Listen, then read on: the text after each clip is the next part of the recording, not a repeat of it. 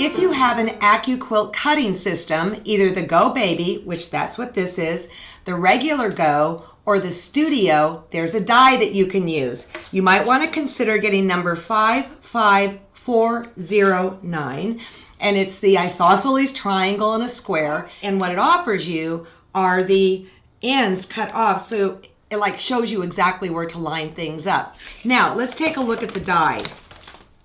I don't like to waste fabric, so I'm going to show you how I approach doing this to maximize the use of my fabric. What I did of both the tree and the background was I cut 5-inch wide strips. Let's start with the tree, okay?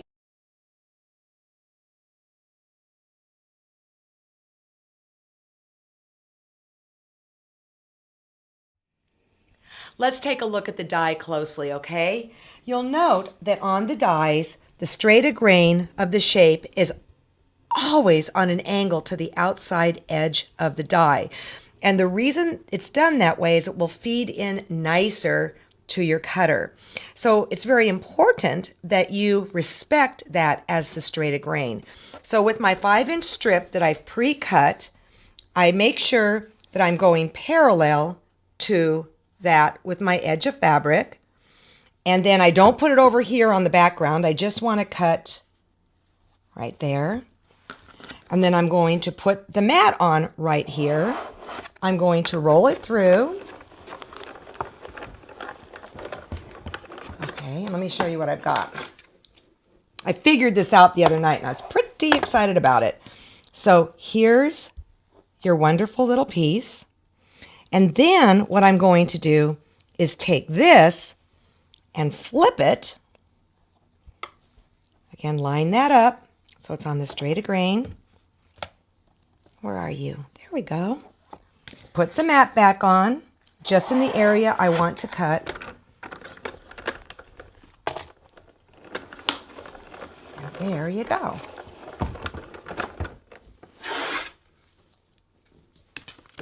And so forth as you work your way down the strip. I am doing it with 2 layers, but you can do 4 on your baby and 6 on the regular Go. So what you've got here now is this adorable little Christmas tree out of lettuce fabric, I might say. And now we've got to cut the background, okay? You can see I've been a busy bee here, and now I want to talk about cutting the background. You have a left side and you have a right side.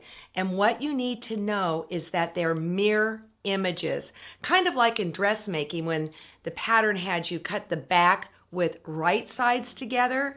Well, I'm saying here, you're going to want to cut the shape with like sides together. So remember that 5-inch strip that I had you cut? You don't want to layer up fabric on top of each other. You want to fold the fabric and make sure that like sides are together. It will become clear in a moment.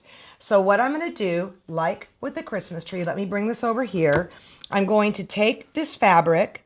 I'm going to make sure that I'm respecting the grain line so that, again, this isn't like going in straight, that it's going in crooked so that I get the grain line just right. Got plenty underneath. And then you're going to, see, I can actually put the mat on top. You can see this mat's been loved and used. All right, let's go on through.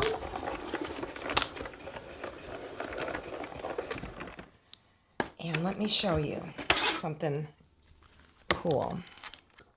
So let's remove the mat and take a look at what's going on here. If I had not put like sides together, what would end up happening is you'd have all of these backgrounds marching in the same direction. But because you put like sides together, you open it up and yay, you have a left and a right. So let's talk about sewing these together. With these little tips cut off, this is what you line up. You're going to line up the top like that, exactly up there.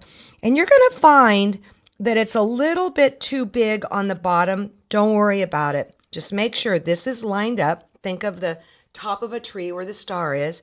And then you're going to want to sew it from the base up. I don't know why, but you do. And you're going to want to use that perfect 1/4 inch that you've learned to do. If you have a built-in walking foot, this might be the perfect time to use it, because this big long angle can be difficult at its best. Also, don't pull your fabric through. You're working with two very, very long biases.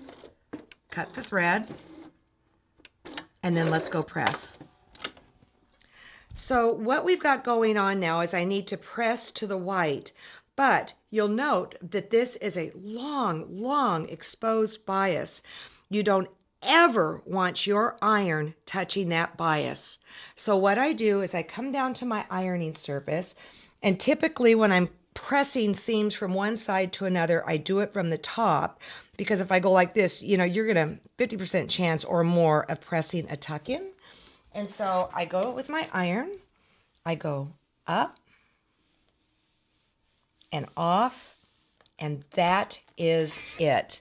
Then when it's time to put this on, I simply line this up again, because it's got the little butt in. Saw it off for us, yay, Accuquilt.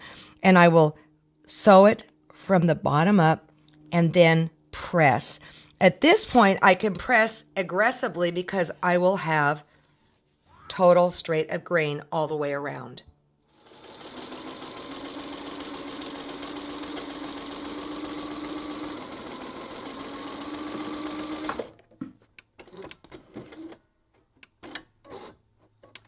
Oh, let's go see what this looks like.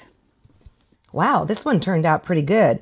You're going to find that sometimes it goes in and out, and that's just the nature of me not getting a perfect 1/4 inch. But I can totally deal with this as I move forward and put the trunk on. One thing I might do, though, is trim exactly from the tippy edge up to the top raw edge of the block. And honestly, what I would do, it's pretty good. I put this on the tree top, take my rotary cutter and whack it off. I'm happy with this one. Yay! Now it's time to put on the trunk.